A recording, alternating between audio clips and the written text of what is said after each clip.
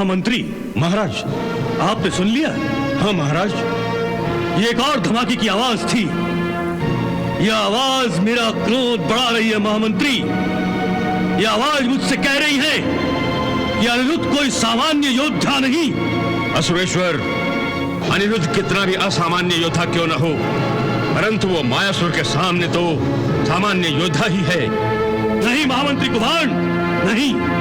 यदि ऐसा होता तो मायासुर उसे बंदी बनाकर मेरे सामने ला खड़ा करता, परंतु ऐसा नहीं हुआ। ना तो मायासुर ने उसे बंदी बनाया और ना ही उसे बंदी बनाकर मेरे चरणों में फेंक दिया। असुरेश्वर, असुरेश्वर, असुरेश्वर, मायासुर, मायासुर, तुम्हारी ये दशा।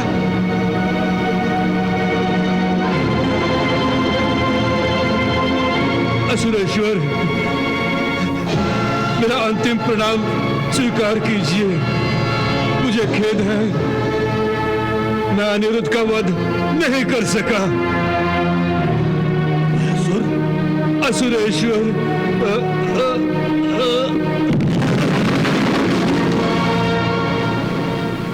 वो देखिए दाऊ भैया, वो देखिए।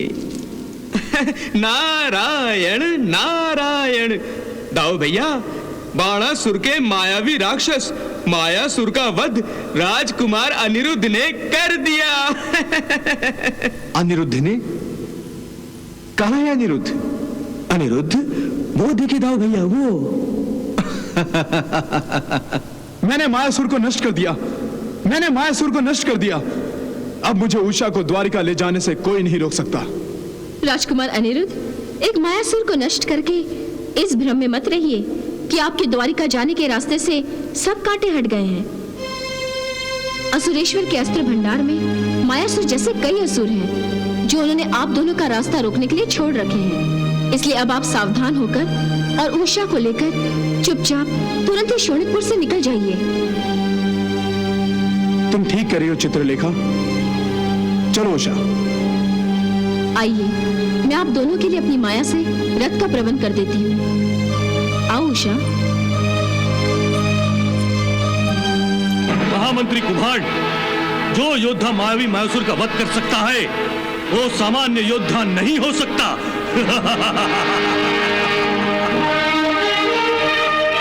ऐसे महायोद्धा से युद्ध करने की मेरी मंशा है जो आज पूरी होगी कुभांड। आज मेरे सहस्त्र बाहु शस्त्र धारण करेंगे, इसका मुझे आनंद हुआ है। आज मेरा शरीर और मेरे शस्त्र शत्रु के रक्त से स्नान करेंगे, इसकी मुझे खुशी हो रही है कुभांड। शिव जी का आशीर्वाद आज सत्य हो रहा है, इसलिए मैं प्रसन्न हो गया हूं कुभांड। कुभांड, मुझे महायुद्ध प्राप्त हो रहा है, महायुद्ध प्राप्त हो रहा है कुभांड। आज मैं स्वयं अनिरुद्ध से युद्ध करूंगा कुभांड, युद्ध।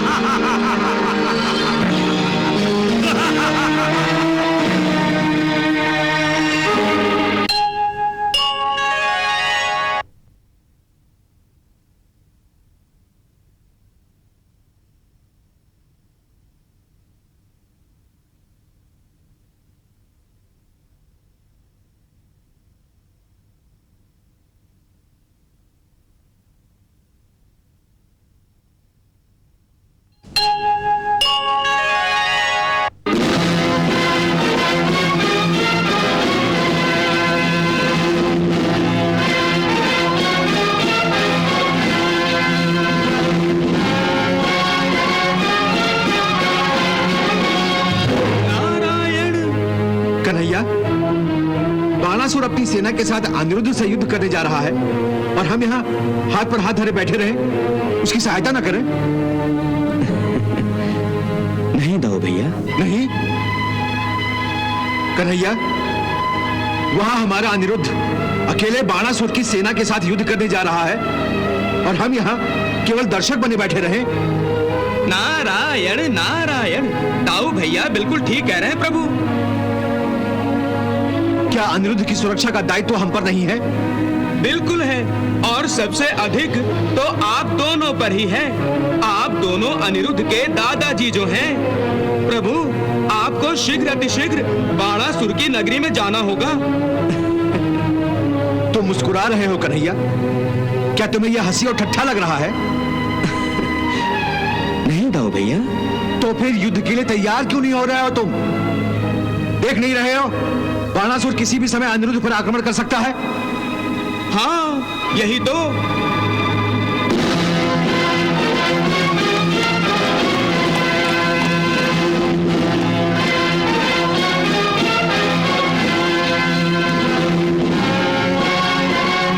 नारायण नारायण, दाऊ भैया बिल्कुल ठीक कह रहे हैं प्रभु। बाणासुर अनिरुद्ध से युद्ध करने ही निकला है। यहां आसपास कोई भी नहीं है। अच्छा अवसर हाथ लगा है। अब हमें यहां से तुरंत निकल जाना चाहिए। आप ठीक कह रहे हैं राजकुमार।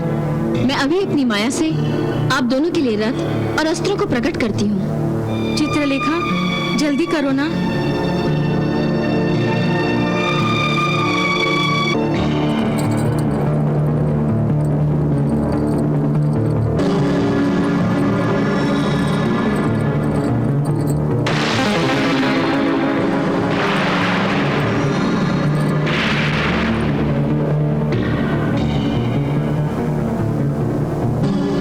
अब आप दोनों तुरंत ही यहाँ से निकल जाइए।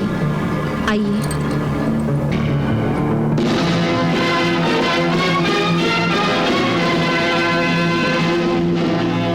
नारायण। अनिरुद्ध, कहाँ जा रहे हैं दाऊ भैया? मैं अनिरुद्ध की सुरक्षा करने शोणितपुर जा रहा हूँ।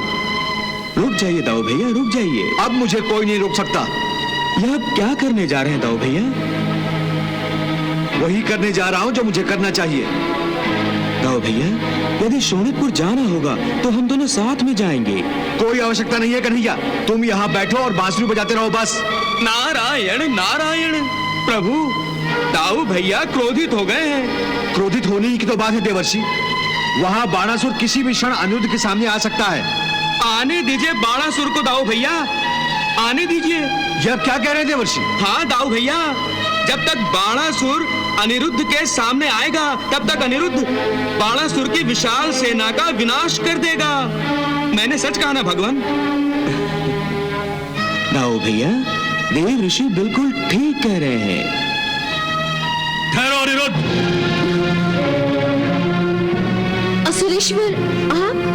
हाँ चित्रलेखा, हम। तुम क्या समझती थी कि तुम्हारे छुपाने से वास्तव छुप जाएगा? चित्रलेखा, सच हमसे छुप नहीं सकता और झूठ बोलना तुम्हें नहीं आता। चित्रलेखा, तुमने मेरी पुत्री होकर असुरेश्वर से विद्रोह किया है। ये तुमने अच्छा नहीं किया। अरुषा, तुमने भी हमसे विद्रोह करके अच्छा नहीं किया। मैंने विद्रोह नहीं किया है पिताश्री। चुप कलमोही, हमारे माथे पर कलंक की कालिक पोत कर जा रही थी तुम। हे बाणासुर, तुम्हें मेरी पत्नी पर झूठा आरोप लगाने का कोई अधिकार नहीं है। अनिरुद्ध, उषा तुम्हारी पत्नी कब से हो गई? अभी तक हमने कन्यादान नहीं किया है और ना कभी तुम्हारे लिए करेंगे,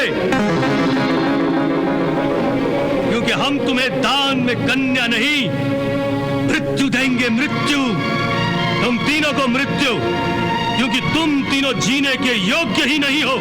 हे बाणासुर, तुम असुरेश्वर हो, ईश्वर नहीं हो, और जीवन और मृत्यु केवल ईश्वर के हाथ में है। अनिरुद्ध, मैं ईश्वर का पुत्र हूँ, ईश्वर का पुत्र, भगवान शिव शंकर का पुत्र, जिसकी बराबरी करने वाला इस लोक में दूसरा नहीं। भ्रम है तुम्हारा। राम, हे बाणासुर, इसमें कोई संदेह नहीं कि आज से पहले जितने भी असुर धर्म के मार्ग को छोड़कर अहंकार और घमंड का चोला ओढ़कर निकले हैं, उनका अंत भयानक हुआ है। और क्योंकि आप उन सब उन्मत्त असुरों में से सबसे अधिक शक्तिशाली हैं, इसलिए आपका अंत सबसे ज्यादा भयानक होगा। अनिरुद्ध, हमारा अंत करने के लिए ईश्वर को स्वयं उतर के धरती पर आना होगा। हमारे अंत की चिंता छोड़ो और अपने अंत की चिंता करो, क्योंकि तुम्हारा अंत करने के लिए ईश्वर नहीं बल्कि असुरेश्वर बाणासुर है। बाणासुर का एक ही बाण पर्याप्त है अनिरुद्ध। उषा, तुम्हें घबराने की कोई आवश्यकता नहीं है। चित्रलेखा, तुम उषा को रथ से नीचे उतारो। जी राजकुमार।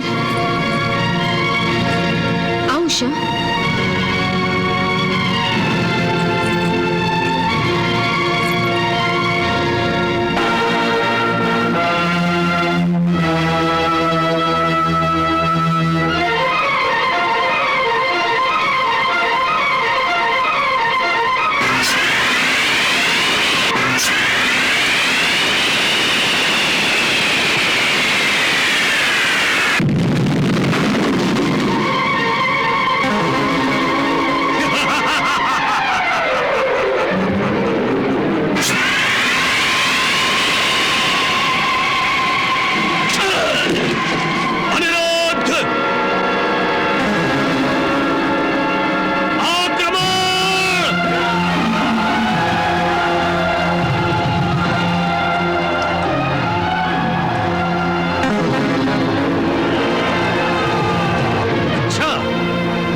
मायावी विद्या भी जानता है।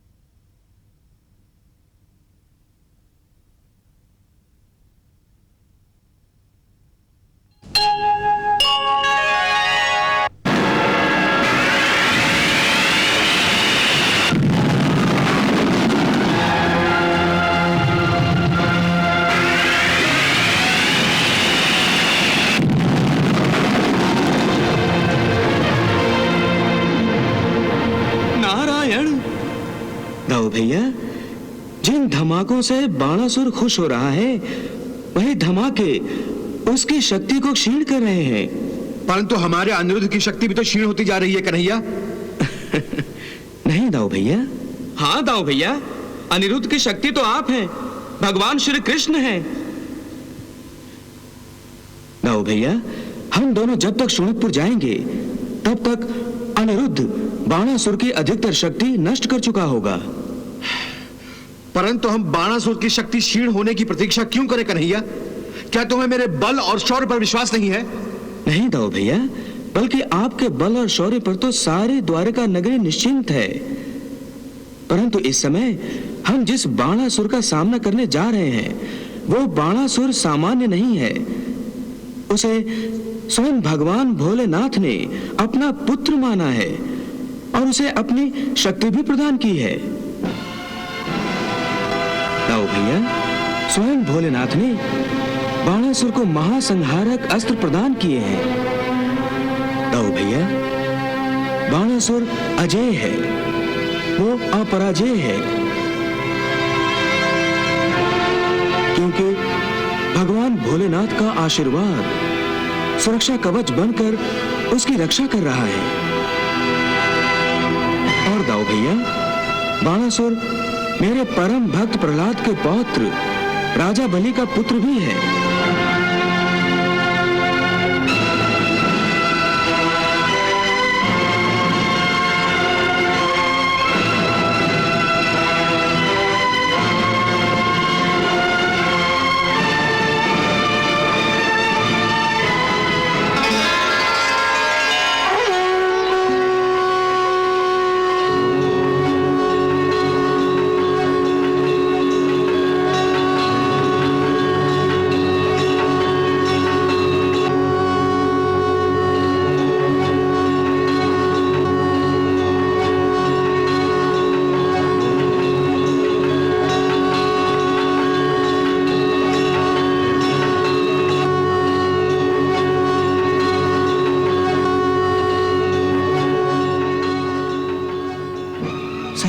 की सुरक्षा, दुर्जनों का विनाश और धर्म की पुनर्स्थापना करने के लिए ही मैंने ये अवतार धारण किया है। यदा यदा ही धर्मस्य ग्लानिर्भवति भारत अभ्युत्थानम अधर्मस्य तदात्मानं सृजाम्यहम्। परित्राणाय साधूनां विनाशाय च दुष्कृतां धर्म संस्थापनार्थाय संभवामि युगे युगे। धर्म की पुनर्स्थापना तो हो गई है, दुर्जनों का विनाश और सज्जनों की सुरक्षा पांडवों और आपकी सहायता से मैंने की है। अब मेरा यह अवतार लेने का उद्देश्य पूरा होने जा रहा है। परित्राणाय साधूनां विनाशाय च दुष्कृतां। अब केवल एक कार्य शेष रह गया है। बाणासुर जो इस समय धर्म और अधर्म की सीमा रेखा पर बीचों बीच खड़ा है, उसके अहंकार को नष्ट करना है और उसे फिर से धर्म के मार्ग पर लाना है। और अब इस कार्य को संपन्न करने का समय आ गया है।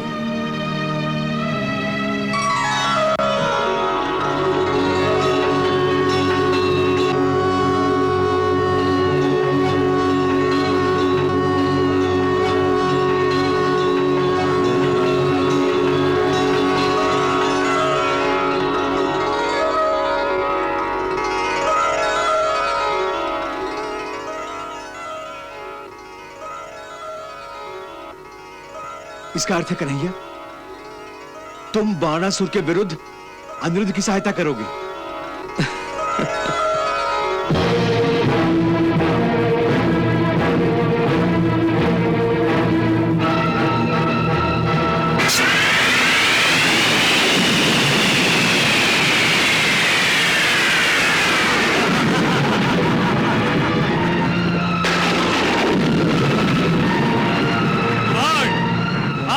की माया नष्ट होगी।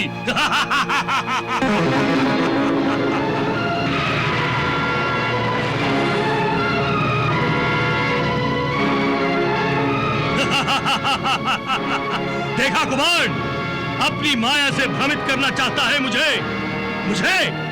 जो विश्व का श्रेष्ठ मायावी है।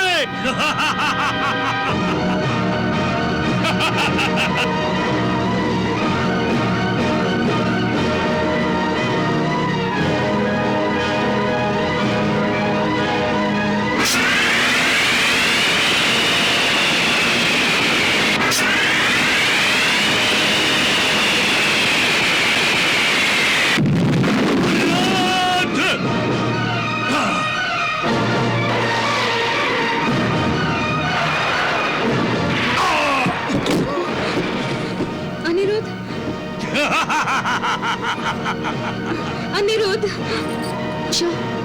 अनिरुद्ध को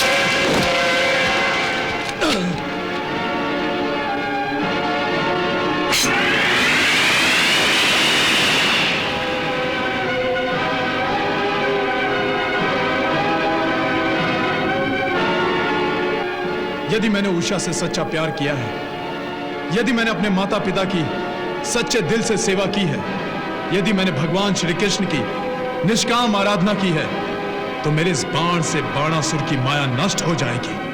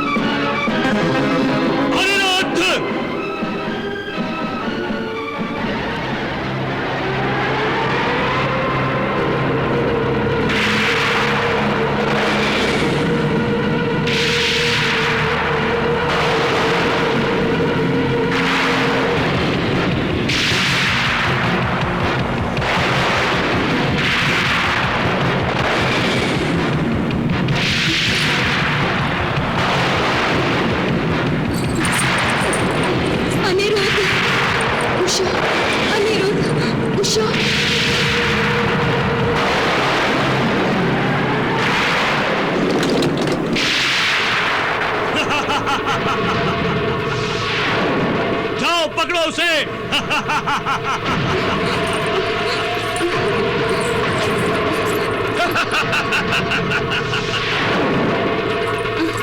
अनिरुद्ध, अनिरुद्ध।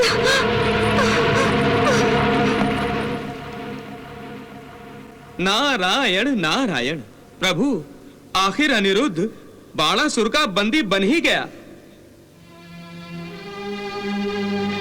अनिरुद्ध, नारायण नारायण। प्रभु, नाटक की नाटकीयता तो अब परमोच्च बिंदु पर पहुंच गई है। नाटक के नायक को ही खलनायक ने बंदी बना लिया है। अब क्या होगा प्रभु? अब इस नाटक के सारे सूत्र दाऊ भैया के हाथ में हैं देवी। मेरे हाथ में? हाँ दाऊ भैया, अब हमारे नायक को खलनायक के बंधन से मुक्त कराने के लिए जीवन के इस रंग मंच पर आपको प्रवेश करना होगा। फिर तो इस नाटक में अवश्य ही कोई नया रंग आएगा प्रभु। कन्हैया, कन्हैया, हमें जो कुछ भी करना है शीघ्र अतिशीघ्र करना होगा, क्योंकि बाणासुर प्रतिशोध की आग में जलकर अंधा हो गया है। वो कुछ भी कर सकता है। दाऊ भैया का अनुमान ठीक है प्रभु। वो देखिए, देखिए, बाणासुर अनिरुद्ध को बंदी बनाकर कारागृह की ओर ले जा रहा है।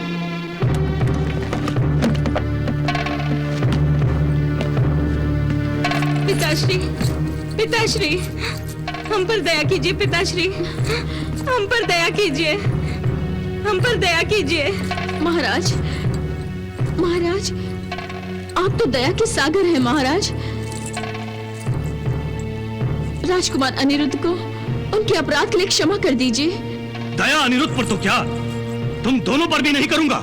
मैं तुम दोनों को दंड दूंगा, कड़ा दंड। पिताश्री, मैं आपकी लाडली पुत्री हूँ। लाडली पुत्री थी, अब लाडली पुत्री नहीं रही।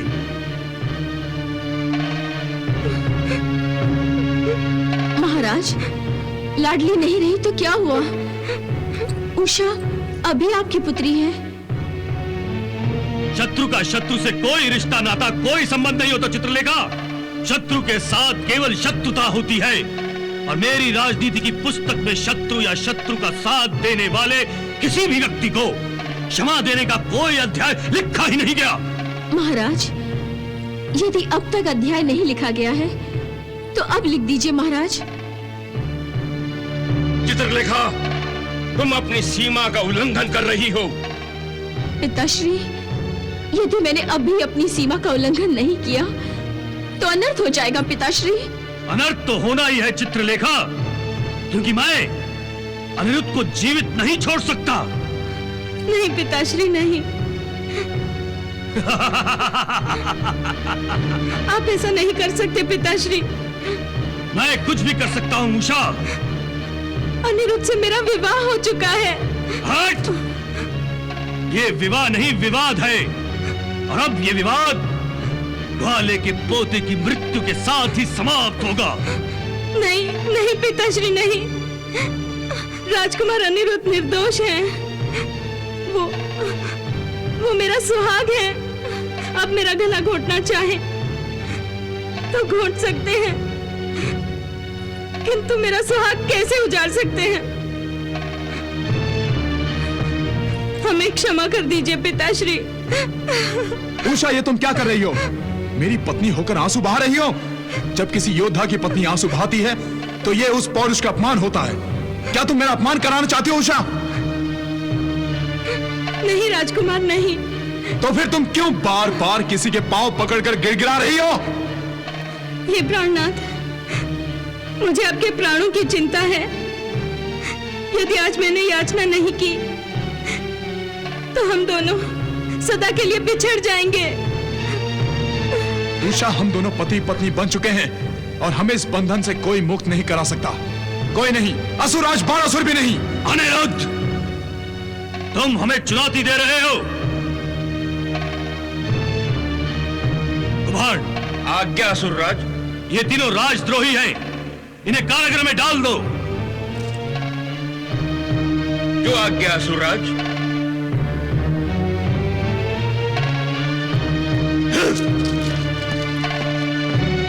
सैनिकों, इनको बंदी बना लो, कारागृह में ले चलो। चित्रलेखा, चलो चलो।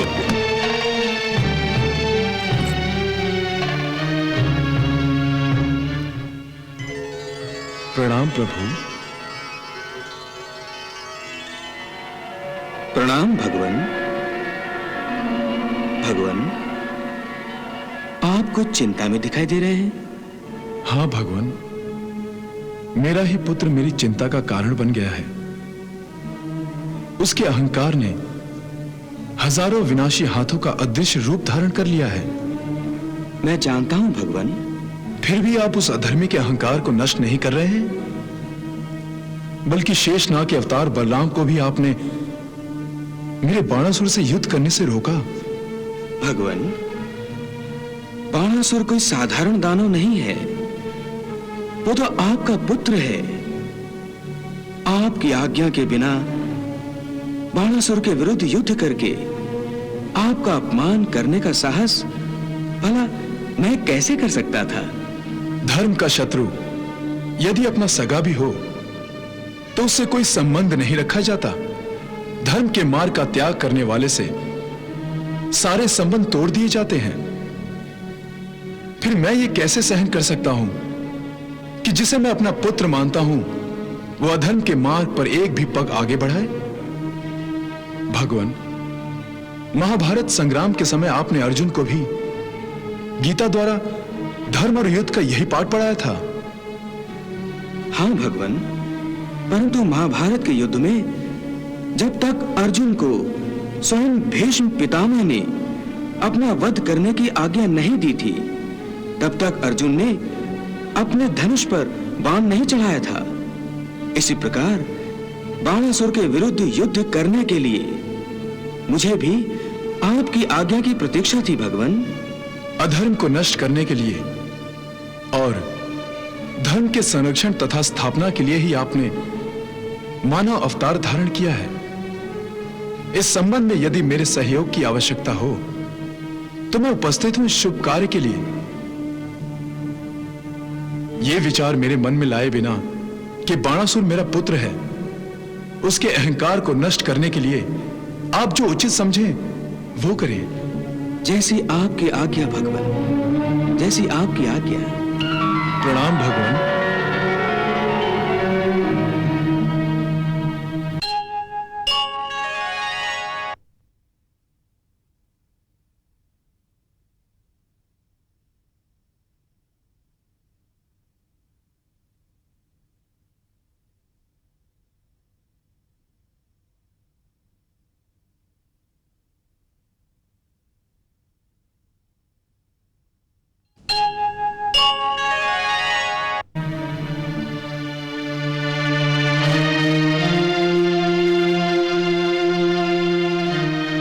राजद्रोहियों के लिए इन काल कोठरियों से उचित स्थान और कोई नहीं हो सकता है। पिताश्री, अपनी ही पुत्री को बंदी बनाकर आप ये समझ रहे हैं कि आप असुरेश्वर महाराज बाणासुर के प्रति अपनी स्वामी भक्ति निभा रहे हैं, परंतु ये उचित नहीं है पिताश्री, उचित नहीं है।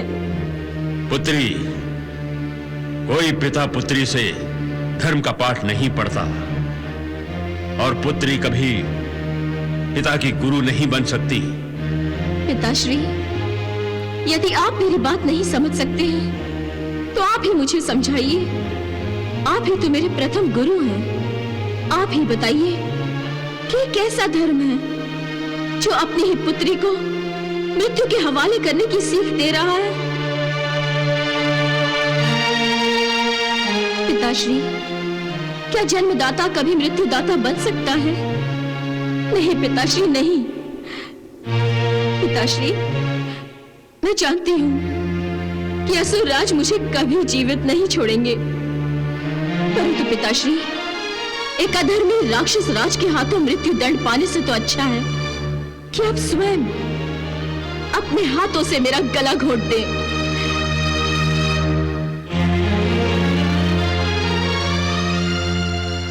पिताश्री, मुझे जन्म देने के कारण आपका जो उपकार मेरे सर पर है, मरने से पहले कम से कम वही उतर जाए।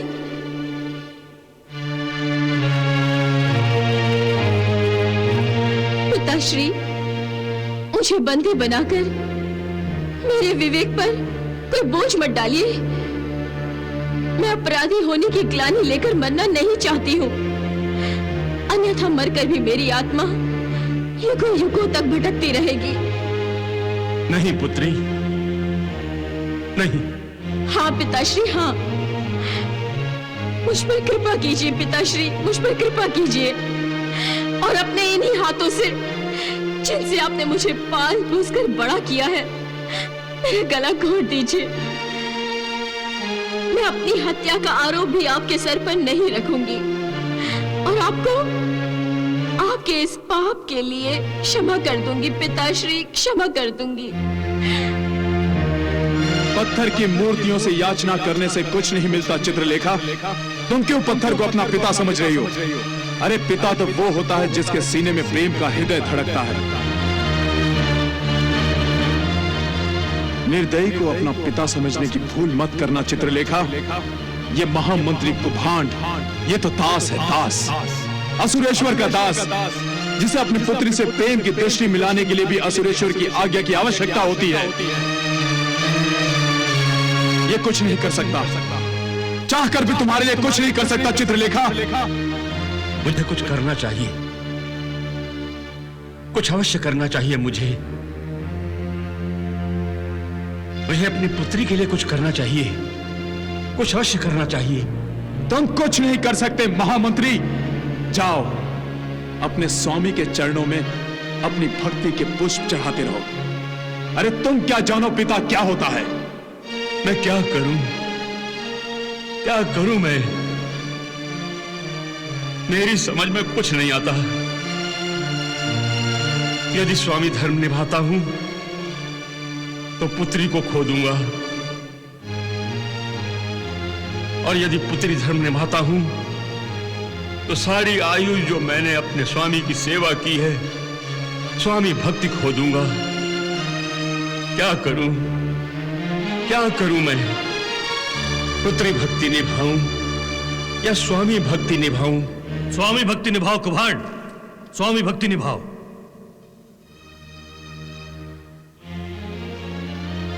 भक्त भक्ति के अतिरिक्त कुछ कर नहीं सकता कुभांड। भक्त यदि भक्ति का ही त्याग कर दे तो उसका जीवन असफल हो जाएगा। कुभांड, आज हमारे सामने तुम्हारी मौन जिह्वा कह रही है कि हमारे प्रति तुम्हारी स्वामी भक्ति के दुर्ग में दरार पड़ चुकी है। कुभांड, लाओ कारागृह की चाबी हमें दे दो। लाओ। बाणासुर, तुम कितनी भी मनमानी कर लो, पर अब हमें ज्यादा दिन तक और कैद में नहीं रख सकते तुम। अधिक समय तक नहीं, केवल सूर्य उदय तक। कल सूर्य की पहली किरण धरती पर पड़ते ही तुम तीनों के सर धड़ से अलग कर दिए जाएंगे। नहीं असुरेश्वर, केवल असुरेश्वर के चाहने से इस जगत में कुछ नहीं होता। ईश्वर की भी इच्छा की आवश्यकता होती है। अगर ईश्वर चाहेगा तो हम सुरक्षित जीवित यहां से लौटेंगे। अनिरुद्ध, कदाचित तुम हमें यह संकेत देना चाहते हो कि तुम अपनी माया का प्रयोग कर रातों रात यहां से निकल जाओगे। नहीं अनिरुद्ध, कदापि नहीं, क्योंकि इस कारागृह में किसी भी मायावी की कोई माया काम नहीं करती, क्योंकि ये महामायावी बानासुर का कारागृह है। बानासुर का कारागृह। अनिरुद्ध, तुम ये भूल जाओ कि तुम महामायावी हो। यदि किसी ने भी अपनी माया का प्रयोग किया तो इसके लिए उसे भयंकर परिणाम भुगतने पड़ेंगे।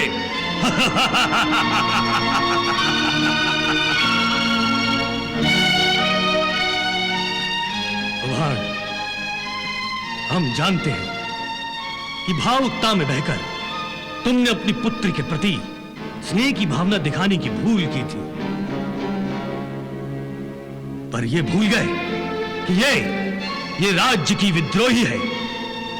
भगवान, ये तुम्हारी पहली भूल थी, इसलिए हम तुम्हें क्षमा का पात्र समझते हैं। और यदि तुम चाहो तो हमसे आकर माफी मांगो, नहीं तो इन विद्रोहियों की तरह कल मृत्यु पाने के लिए तैयार हो जाओ।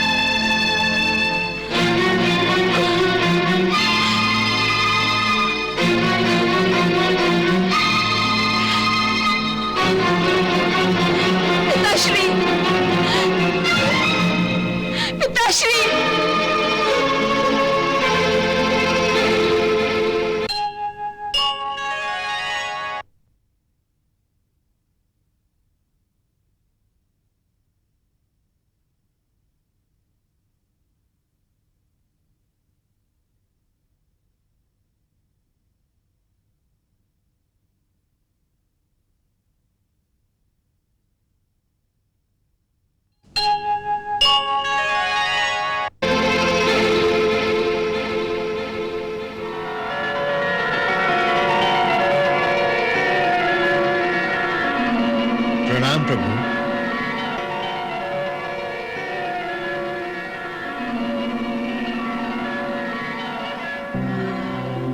हे महाबाहो पद्मनाभ, हे गोविंद, आज आपने मुझे फिर एक बार अपनी सेवा में उपस्थित होने का सौभाग्य प्रदान किया है।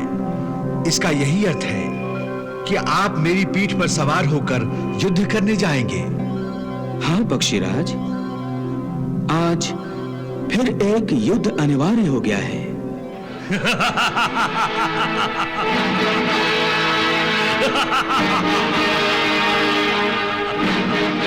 महामंत्री कुभांड, आज हम बहुत खुश हैं, बहुत खुश।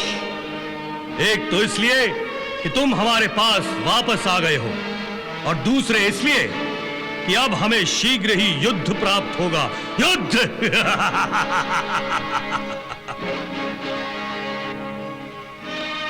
परंतु महाराज, यह युद्ध इतनी शीघ्र ही आपको कैसे प्राप्त होगा?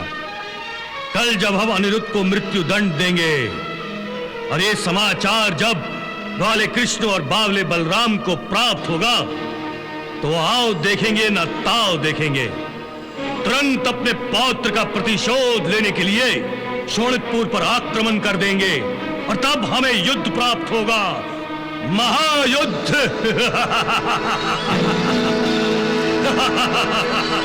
नारायण नारायण नारायण नारायण।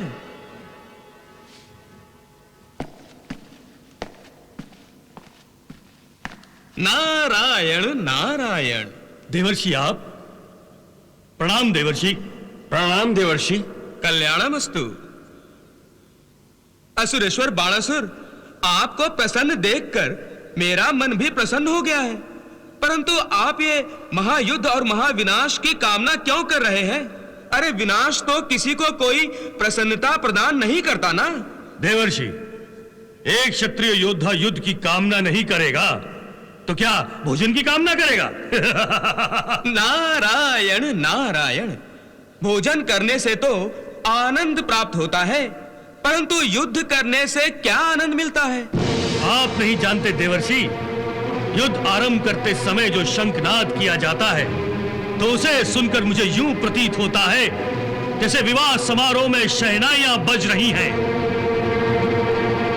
नारायण, मेरे प्रहार पर शत्रु के मुख से अनायास ही चीत्कार निकलती है, तब मेरा रोम रोम नाच उठता है। जब शत्रु मेरे सम्मुख अपने घुटने टेक देने पर विवश हो जाता है और अपने प्राणों की भीख मांगने लगता है, तब मुझे अपने महान होने का एहसास होता है। मेरी जीत मुझे बधाई देती है कि तुम त्रिलोक विजेता हो बाणासुर, त्रिलोक विजेता। देवर्षि, युद्ध ही मेरे प्राण है।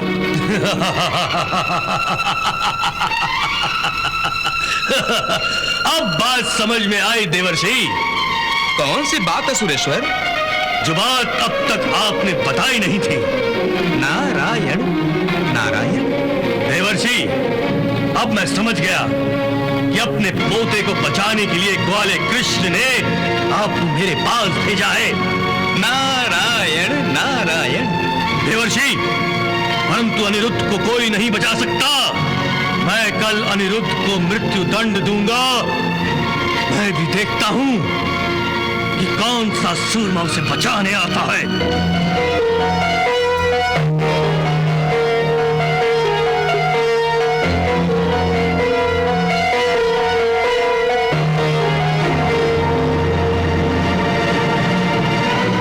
शीघ्र बताओ, क्या समाचार लाए हो गुप्तचर?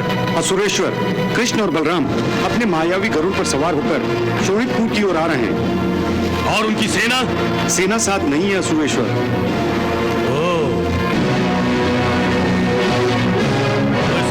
ये है कि वो दोनों अपनी माया से युद्ध करके अनिरुद्ध को मेरे पंजों से मुक्त कराना चाहते हैं। आप तो जानते ही हैं कि कृष्ण और बलराम स्वयं कई सेनाओं के बराबर हैं। हाँ, जानते हैं, लेकिन वो नहीं जानते कि हम भी कम नहीं हैं। हम शिव पुत्र हैं, शिव पुत्र।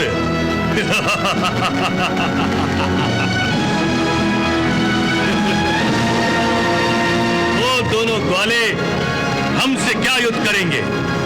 मैं उन्हें शोणितपुर में प्रवेश करने ही नहीं दूंगा। उनके लिए तो मेरा ज्वर ही पर्याप्त होगा।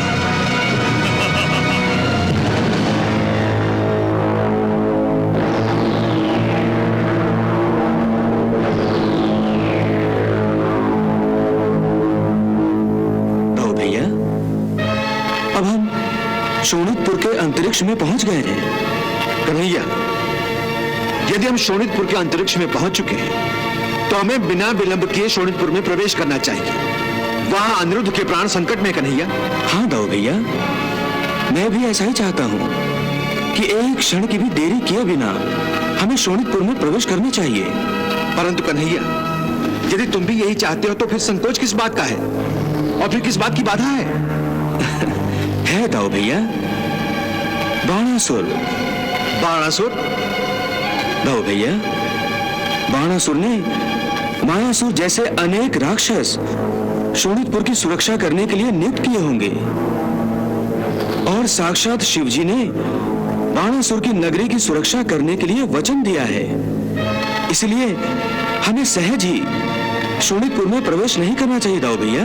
कन्हैया, मैं केवल इतना जानता हूं कि आज शोणितपुर में प्रवेश करने से हमें कोई प्रतिबंधित नहीं कर सकता। यदि किसी ने ऐसा प्रयास किया भी तो मैं उसे मौत के घाट उतार दूंगा।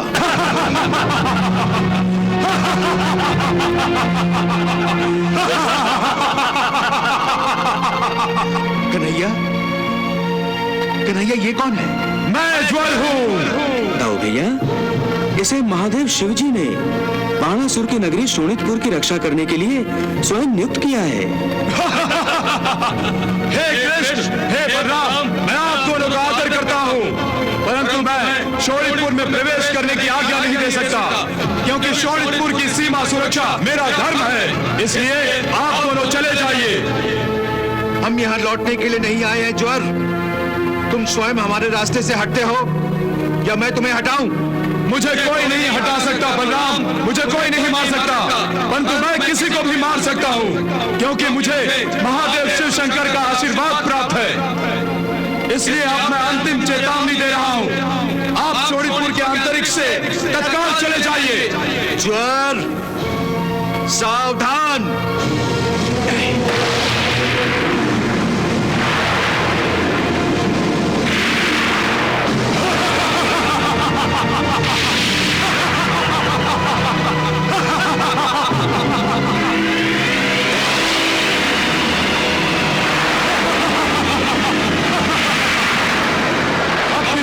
और गदा विद्या का घमंड है तुम्हें। मेरी चेतावनी के पश्चात भी तुम यहां से गए नहीं।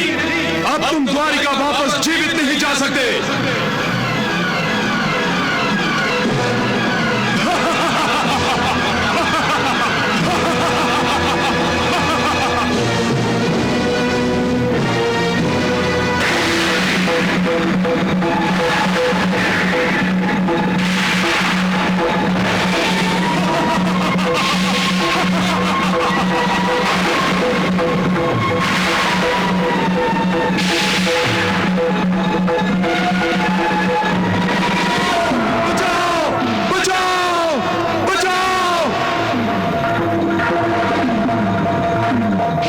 क्षमा कीजिए प्रभु, मुझे क्षमा कीजिए। मुझे अपने धर्म का पालन करने के लिए आपसे लोहा लेना पड़ा। मुझे क्षमा कीजिए प्रभु। आप भक्त वत्सल हैं, आप शरणागत वत्सल हैं। मैं आपकी शरण में आया हूँ, मेरी रक्षा कीजिए, मेरी रक्षा कीजिए।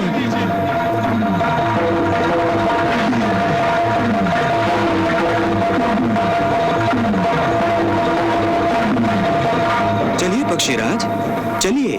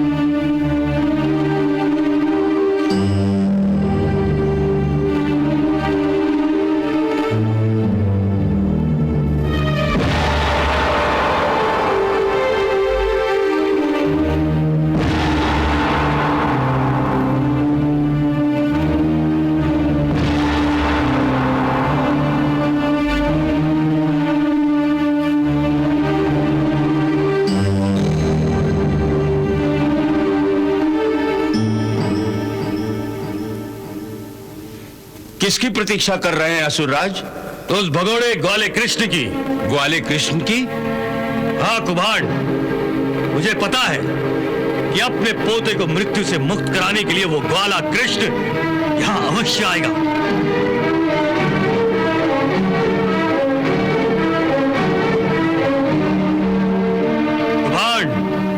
अब मुझे वो युद्ध प्राप्त होगा, वो युद्ध प्राप्त होगा जिसकी मुझे प्रतीक्षा थी कुभान। बाणासुर, अब तुम्हें और प्रतीक्षा करने की कोई आवश्यकता नहीं। मैं आ गया हूं।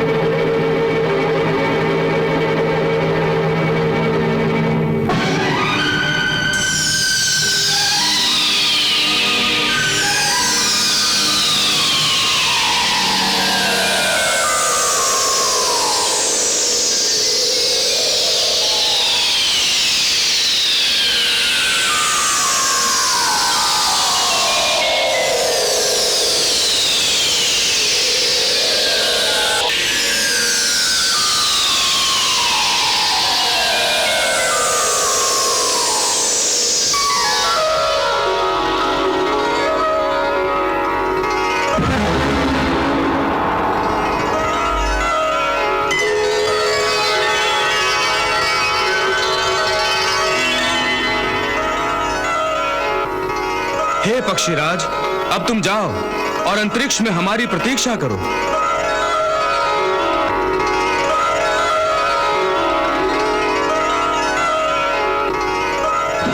मैं पहले ही जानता था कि तुम अपने पोते को छुड़ाने के लिए यहां अवश्य आओगे, और इसलिए मैंने तुम्हारे स्वागत का प्रबंध पहले से ही कर दिया था।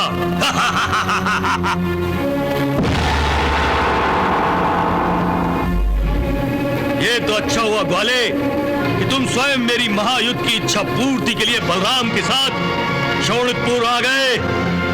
नहीं बाणासुर, मैं तुम्हारी इच्छा पूर्ति के लिए नहीं, भगवान शिव शंकर के वचन को सत्य कर दिखाने आया हूं। परंतु बाणासुर, तुम्हें निराश होने की कोई आवश्यकता नहीं। तुम्हारी इच्छा पूर्ति जरूर होगी। हम तुमसे युद्ध जरूर करेंगे।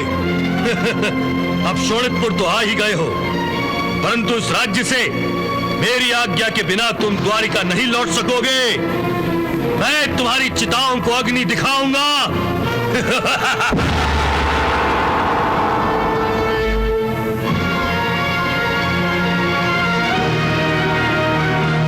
ठहरो असुरराज, युद्ध से पहले मैं तुम्हें एक अवसर देना चाहता हूं, इसलिए कि मैं अब भी तुम्हें अपना संबंधी मानता हूं। क्या तुम मेरी पौत्र वधू उषा का विवाह करके हमारे हवाले करने को तैयार हो? कृष्ण! असुरराज, तुम्हारे हमारे परिवार अनिरुद्ध उषा के प्रेम के धागे से बंध गए हैं। नहीं गोले, धागों से बंधा कच्चा नाता हमें स्वीकार नहीं है। मैं तो तुम्हें लोहे की जंजीरों में बांधकर अटूट संबंध जोड़ना चाहता हूं, शत्रुता का संबंध।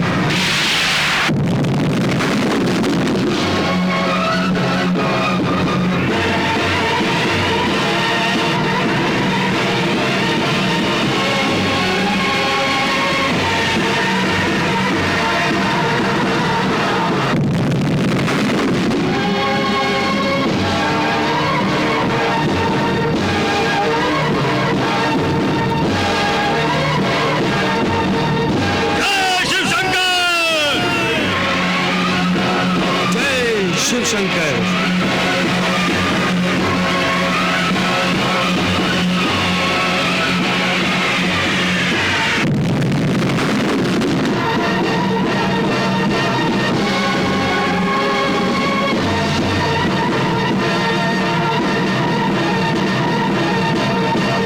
जय शिव शंकर।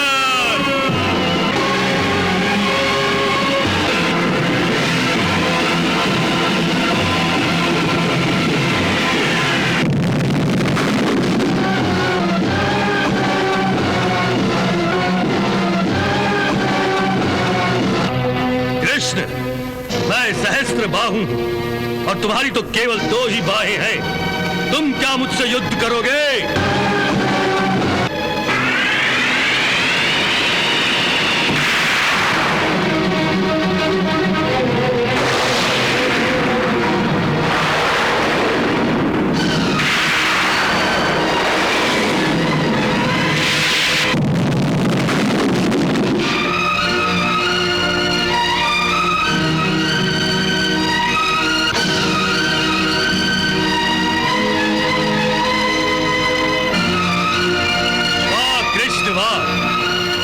अपने आप को कैसे बचाओगे?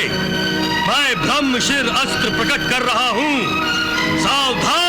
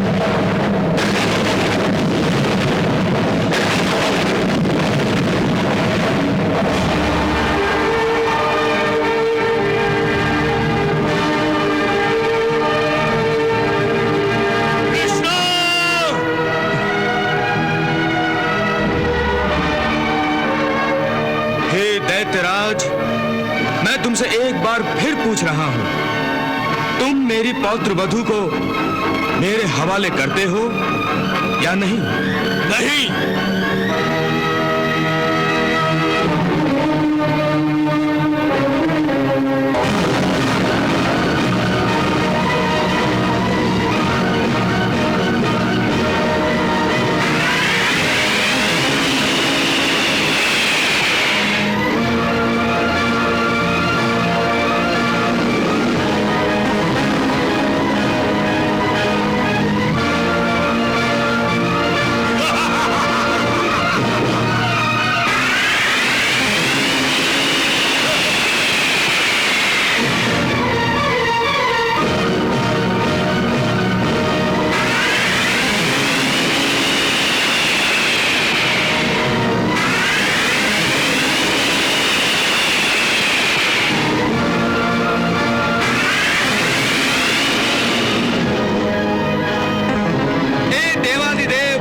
शिव शंकर,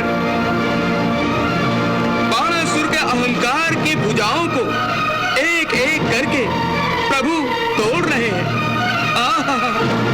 नारायण।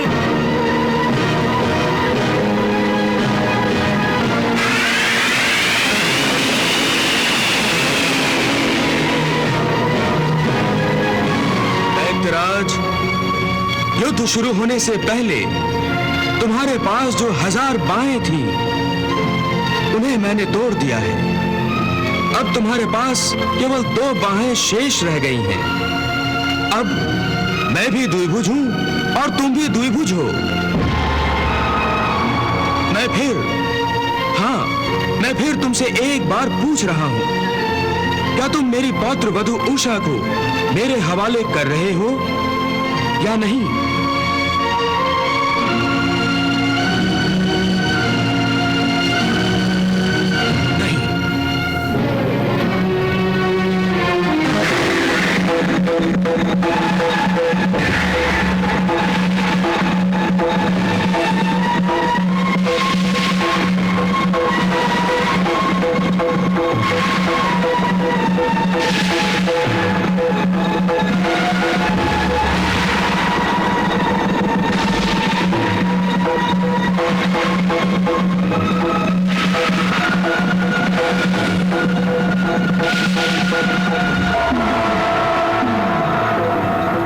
हे देवाधिदेव महादेव, बाणासुर की अब प्रभु के सुदर्शन से केवल आप ही रक्षा कर सकते हैं।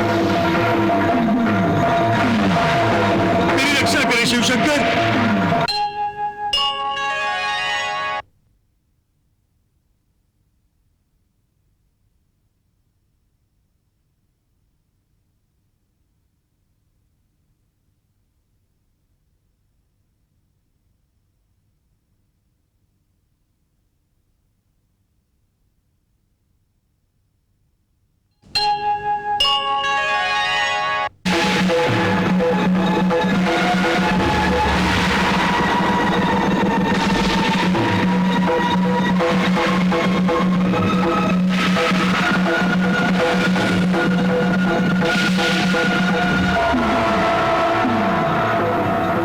हे देवाधिदेव महादेव, बाणासुर की अब प्रभु के सुदर्शन से केवल आप ही रक्षा कर सकते हैं। मेरी रक्षा करें शिवशंकर।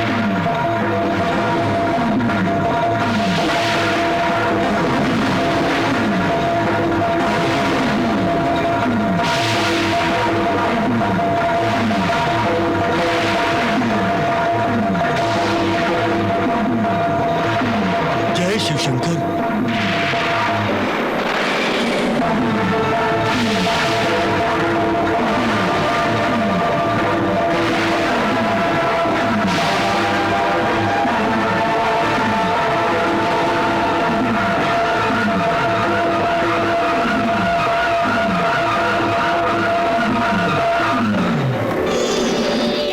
प्रणाम प्रभु।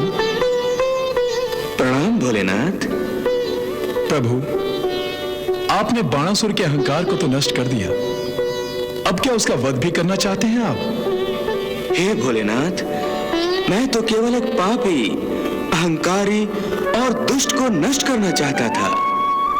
परंतु प्रभु, भगवान भोलेनाथ ने बाणासुर को अपना पुत्र माना है और भगवान भोलेनाथ का पुत्र एक कुकर्मी, अधर्मी और पापी की मृत्यु मरे, यह उचित नहीं है नारायण। हे देवर्षि, ये तो मैं भी जानता हूं कि बाणासुर भगवान शिव जी का पुत्र है और आज तक जितने भी अहंकारी पापी असुरों, अधर्मी पापी असुरों और अधर्मी शत्रुओं का मैंने वध किया है, उनमें बाणासुर ही सबसे महान प्रतापी भी है और महापापी भी है। और मैं ये भी जानता हूं कि उसका वध करना बड़े से बड़े शक्तिमान के लिए असंभव है, क्योंकि वो शिव शक्ति से संपन्न है।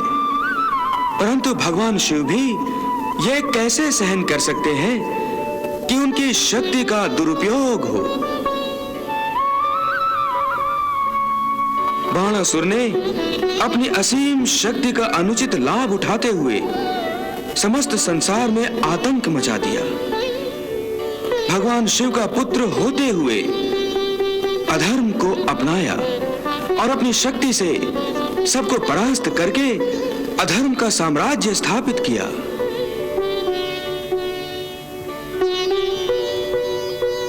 ऐसे अधर्मी का वध तो सबसे पहले किया जाना था, परंतु भगवान शिव की गरिमा का मान और ध्यान रखते हुए कि इसके वध से भोलेनाथ का अपमान होगा,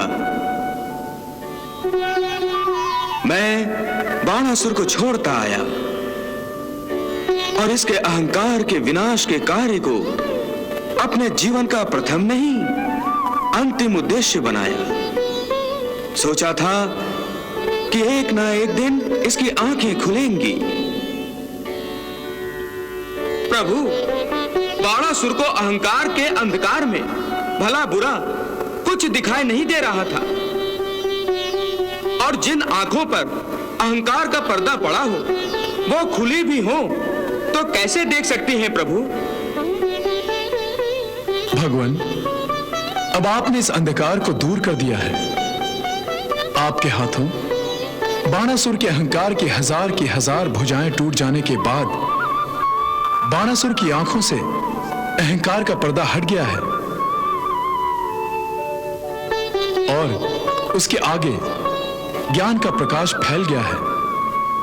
अब उसे ज्ञान प्रकाश में आगे बढ़ने का अवसर मिलना चाहिए। मैं भी यही चाहता हूं प्रभु कि आपका पुत्र धर्म पथ पर लौट आए और अपने पापों का प्रायश्चित करे, परंतु मैं समझ रहा हूं प्रभु, पश्चाताप के बिना कोई परिवर्तन नहीं हो सकता। बाणासुर को अधर्म से धर्म के मार्ग पर लौट आने के लिए, स्वयं अपना परिवर्तन करने के लिए अपने पापों का प्रायश्चित करना और क्षमा मांगनी चाहिए। नारायण नारायण। असुराज बाणासुर, आप जिस शक्ति से संपन्न हैं, उसी शिव शक्ति के दो समान रूप हैं, भगवान श्री कृष्ण और भगवान भोलेनाथ।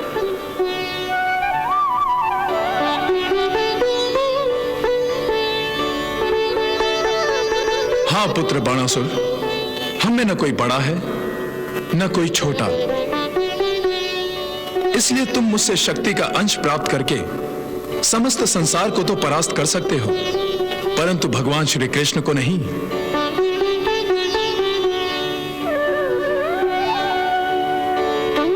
हे असुराज, भगवान श्री कृष्ण हरि हैं और महादेव शिव शंकर हर हैं, इसीलिए दोनों को हर हरि कहा जाता है।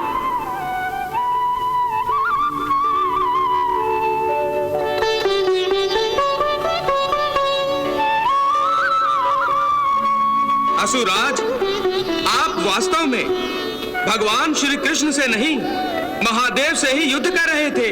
नारायण नारायण।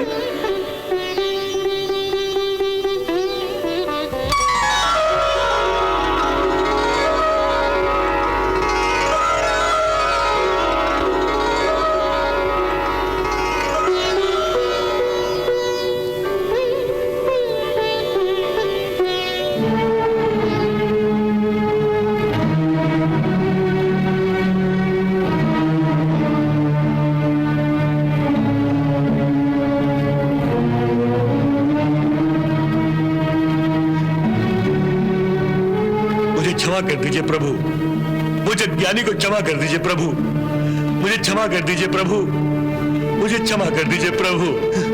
मैंने अक्षम्य अपराध किए हैं, अपने प्रभु से ही युद्ध किया, उन पर वार किए, प्रहार किए। प्रभु, अब मुझे जीवित नहीं रहना है।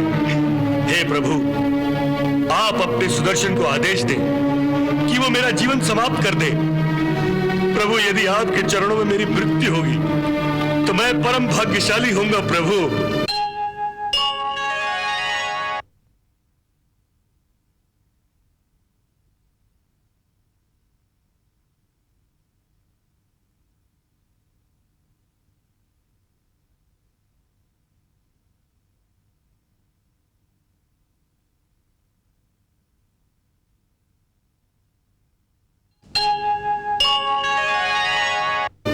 बाणासुर, मैं तुम्हारा वध करके भगवान शिव जी का अपमान नहीं कर सकता था। मैं तो केवल तुम्हारे अहंकार का नाश करने आया था, तुम्हारा वध करने नहीं। तुम शिवपुत्र होने के नाते मेरे लिए अवध्य हो। मेरा आशीर्वाद सदा ही तुम्हारे साथ होगा। प्रभु, आपके आशीर्वाद से मेरे जीवन का अंधेरा दूर हो गया। प्रभु, प्रभु, मैं आपके पौत्र वधू और पौत्र को आपके सुपुर्द कर रहा हूं। उन्हें भी आशीर्वाद दीजिए प्रभु।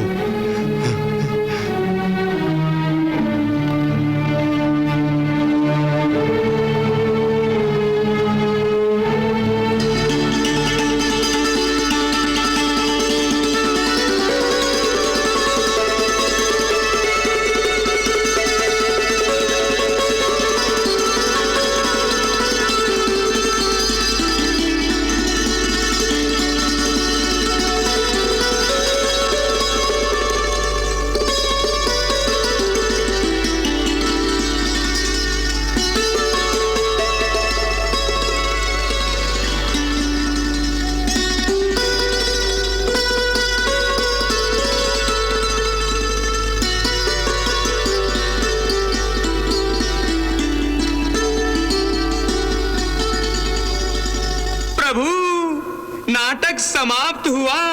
नारायण नारायण। भगवान, आपके जन्म और कर्म अलौकिक हैं, दिव्य हैं। बाणासुर की इस कथा के साथ आपके अवतार की लीला मानो समाप्ति पर आ गई हो। हे पुरुषोत्तम, आपने नारायण साधु पुरुषों के कल्याण के लिए धर्म की स्थापना की, दुष्टों का विनाश किया। इसलिए हे वैकुंठनाथ, अब सभी देवी देवता आपको सदा के लिए आपके परम धाम में देखना चाहेंगे। हम सभी आपकी ही प्रतीक्षा कर रहे हैं प्रभु। हे ब्रह्मदेव, हे महादेव, आपका कहना ठीक ही है। मेरा अवतार लेने का उद्देश्य अब पूरा हो चुका है। परंतु क्या प्रभु? मेरे कुछ निजी कार्य शेष रह गए हैं। मैंने किसी को अवतार समाप्ति से पहले मिलने का वचन दिया है, वो पूरा करना है। मुझे अपनी माता यशोदा के भी दर्शन करने हैं। गोकुल वासियों को दिया हुआ वचन भी मुझे निभाना है। हे भोलेनाथ, हे ब्रह्मदेव, आप तो जानते ही हैं, एक और महत्वपूर्ण काम शेष है। हे महादेव, हे ब्रह्मदेव, यादव बल विक्रम, शूरवीरता और धन संपत्ति से उन्मत्त हो गए हैं और सारी पृथ्वी को ग्रस लेने पर तुले हुए हैं। यदि मैं उन्मत्त और घमंडी यादवों को नष्ट किए बिना ही परम धाम चला जाऊं तो अनर्थ हो जाएगा। इसलिए यादवों का अंत हो जाने पर मैं परम धाम पधारूंगा। जैसी आपकी इच्छा प्रभु। परंतु प्रभु, आप हमारी एक इच्छा की पूर्ति अवश्य कीजिए। कहिए देव ऋषि। प्रभु, आपने अपने परम मित्र और भक्त अर्जुन को अपने विराट स्वरूप के दर्शन कराए थे। आज आपके इस महान कार्य की पूर्ति के अवसर पर हम आपके उस विराट स्वरूप के दर्शन फिर से करना चाहते हैं। क्या आप हमें अनुग्रहित नहीं करेंगे भगवान? हमें भी आपके विराट रूप के दर्शन करने हैं प्रभु।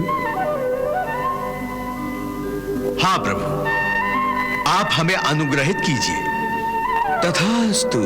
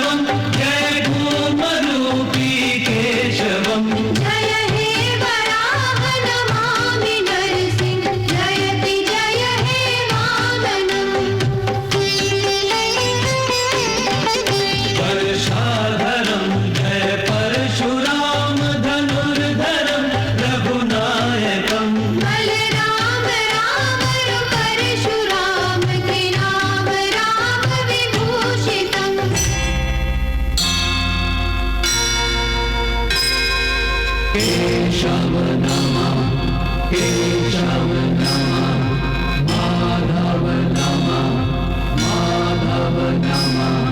श्री कृष्ण गोविंद हरे मुरारे, सुगुण वर्णनातीत तुम्हारे।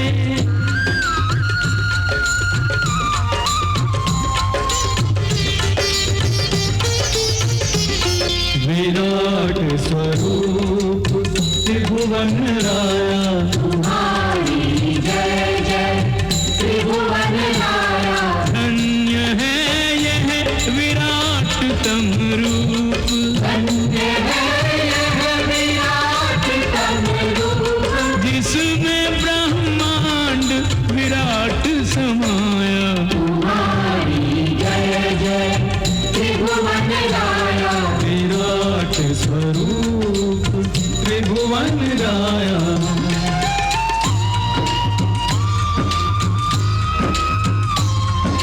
नेत्र अनेक अनेक मुख, उदर अनेक विशाल, अग्नि मुखों में प्रज्वलित, दाढ़े हैं विकराल।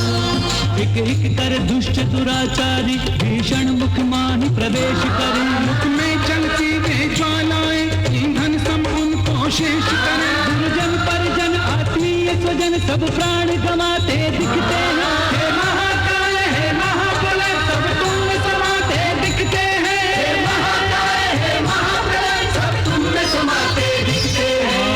आदित्य 12 रुद्र 11, अष्ट वसु के स्थान तुम।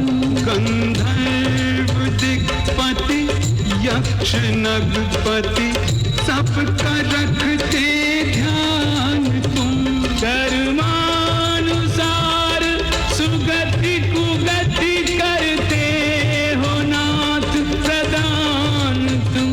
कल्याण का वरदान तुम, निर्वाण तुम, भगवान तुम। लक्ष्मीकांतम नमो नमः, वीरप्रशांतम नमो नमः, राधा नागर नमो नमः, प्रेम के सागर नमो नमः।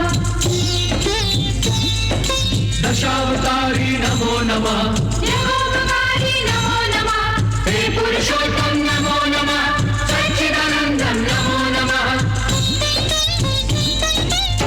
करता कर्म कर्म फलदाता, सब समर्थ संपूर्ण विधाता। मैं सामर्थ्यवान नहीं ऐसा, जो वर्णूं तुमको तुम जैसा।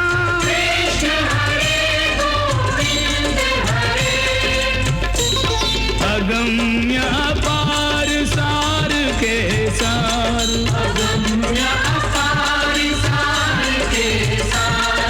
आप ही जानो आपकी माया। विराट स्वरूप त्रिभुवन राया, तुम्हारी जय जय त्रिभुवन राया। ओ प्रभु हम मृत्युलोक के प्राणी, निर्बल याचक और अज्ञानी। कृष्ण हरे गोविंद हरे, मोहन माधव कृष्ण हरे। हो मन में प्रेम के दीप जला दो,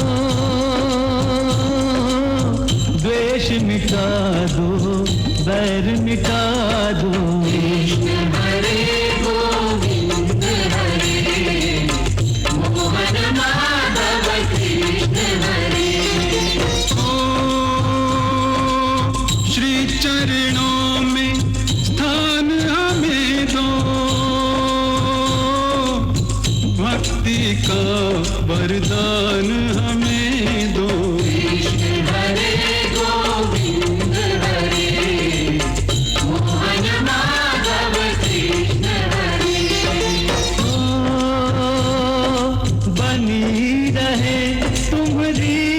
ठकुराई, चाकर रखो दो सेवकाई। कृष्ण हरे गोविंद हरे, मोहन माधव कृष्ण हरे। सेवा का फल बस यही मांगे, जन्म जन्म तुम पद अनुरागे। कृष्ण हरे गोविंद हरे, मोहन माधव कृष्ण हरे। कृष्ण हरे गोविंद हरे, मोहन माधव कृष्ण हरे। कृष्ण हरे गोविंद हरे, मोहन माधव कृष्ण हरे।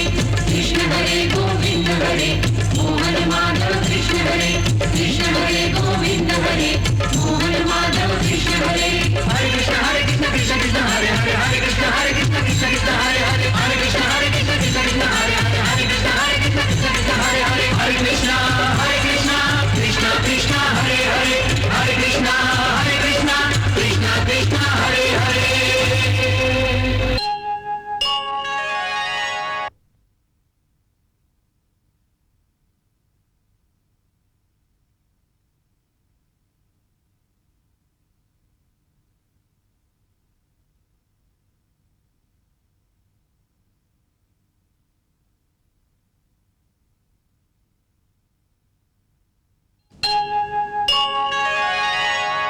जय श्री कृष्ण। हरि अनंत, हरि कथा अनंत। जैसे प्रभु अनंत हैं, उसी प्रकार उनकी कथा अनंत है, अर्थात उस कथा का कहीं अंत नहीं है। इसलिए जिस कथा का कहीं अंत ही नहीं है, तो कथावाचक उसका समापन कहाँ और कैसे करे? भगवान की कौन सी लीला अंतिम है, इस प्रश्न का उत्तर देना मुश्किल है। हाँ, यह संभव है कि जैसे किसी अथाह सागर में चलता हुआ जहाज सागर के बीच किसी सुंदर द्वीप पर कुछ देर के लिए रुक जाता है, उसी प्रकार इस कहानी के किसी सुंदर मोड़ पर पहुंचकर विश्राम के लिए कथावाचन कुछ काल के लिए स्थगित कर दिया जाए। आज हम वही करने जा रहे हैं। पिछले 7.5 वर्षों से निरंतर प्रति सप्ताह भगवान श्री कृष्ण की विविध लीलाओं का वर्णन करने के बाद आज हम कुछ काल के लिए इस कथा पर विराम चिन्ह लगा रहे हैं, क्योंकि ये कथा आज उस मुकाम पर कहानी के उस सुंदर मोड़ पर पहुंच गई है जहां श्री कृष्ण के अवतारी जीवन का एक महत्वपूर्ण पहलू, एक इम्पोर्टेंट चैप्टर और उनके अवतार लेने का एक मुख्य कारण सफलता के शिखर पर पहुंच गया है।